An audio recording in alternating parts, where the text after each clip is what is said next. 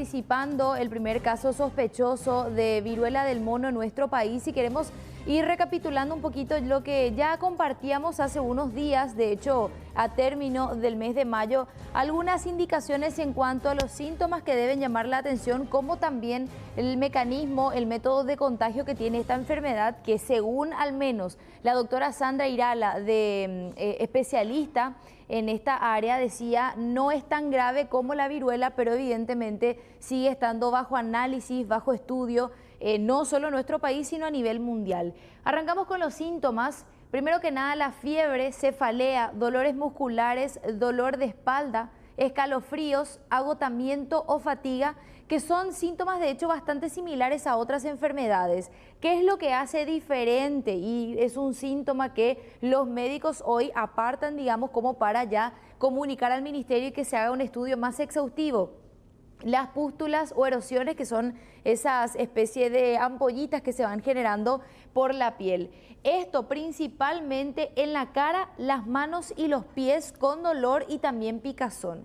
Y por otra parte, ganglios linfáticos inflamados. Como les decía, el tema de las pústulas, erosiones, es lo que, por ejemplo, llamó la atención al médico tratante de esta mujer que tuvo un viaje a África recientemente y comunica al ministerio para realizar los estudios y descartar o confirmar que se trate realmente de esta enfermedad. Pasamos a la siguiente placa. Vamos a hablar un poco de cómo se contagia la enfermedad y de hecho vamos a escuchar ya en instantes también la nota en la que la doctora refiere que no están en peligro, digamos, a nivel barrial o de la sociedad en sí, sino principalmente la familia, porque el contagio, mejor dicho, es muy directo y por eso la recomendación principal para la persona es que se aísle. Bueno, ¿cómo se contagia? Tocando la ropa, la toalla o la sábana de una persona infectada, tocando las ampollas o las costras directamente de estas lesiones en la piel, tos o estornudos de una persona que está infectada con esta enfermedad, compartiendo el tereré o el mate, el contacto directo con fluidos corporales y también el contacto sexual, es lo que dicen al menos los especialistas con respecto a esta enfermedad. De viaje a continente africano, pero de un país que no es endémico para la enfermedad y tampoco ha reportado casos en este brote actual. Doctora, entonces sí, es para aumentar la sensibilidad de una notificación que realizó un profesional de la salud, porque indagando, ¿verdad?, tiene un antecedente de viaje, entonces al tener unas lesiones vesiculares, que pueden ser varias enfermedades comunes en nuestro país, hay que hacer la pesquisa. Esta persona consulta por lesiones en piel, consulta con un profesional médico.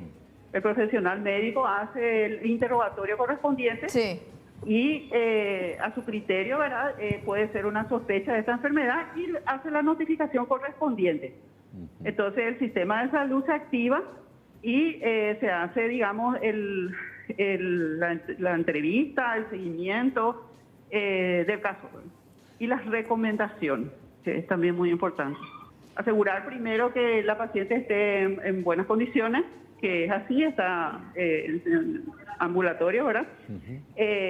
Dar las recomendaciones del caso, digamos, comunicando ya lo que hizo el profesional médico inicialmente y continuando con eso de cómo se contagia, cómo evitar contagiar a otros, el aislamiento correspondiente, etcétera, ¿verdad? Y, por supuesto, después ya entra hacer las diferenciaciones de las enfermedades habituales y en ese proceso está, ¿verdad? Porque hay que recordar que esta enfermedad es descartando algunas enfermedades habituales. Hay que descartar varicela y otras enfermedades que pueden producir este cuadro vesicular.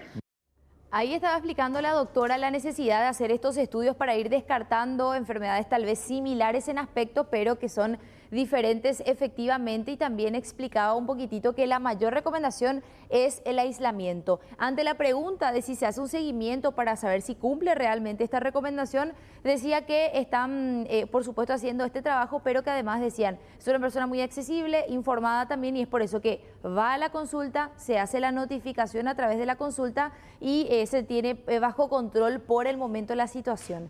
Compartimos a continuación también una pregunta que muchos se hacen con respecto a la vacuna que se aplicó hace muchos años realmente, y decía la doctora, las personas que tienen todavía la vacuna hoy tendrían cerca de 70 años, y por otra parte refuerza un poquitito la idea de cómo se contagia para evitar que existan alborotos, incluso represalias, porque así vimos también en la temporada del COVID contra esta persona u otra que pueda presentar síntomas similares.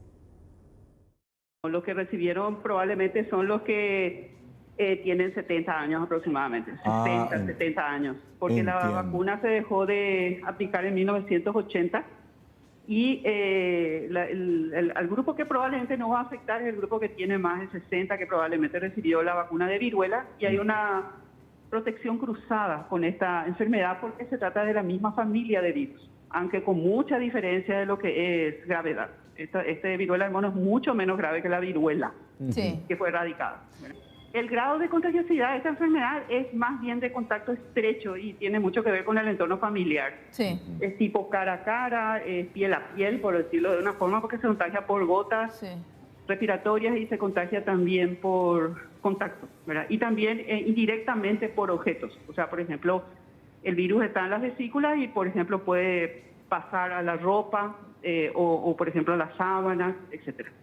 No hay un tiempo estimado todavía para saber en cuánto tiempo tendríamos resultados de estos estudios que están en curso para poder confirmar o rechazar la sospecha que se tiene. De igual manera, la recomendación por sobre todas las cosas, seguir repasando esos síntomas para que ante cualquier caso sospechoso, algún miedo eventualmente de que pueda ser, vayamos hasta el médico y demos comunicación.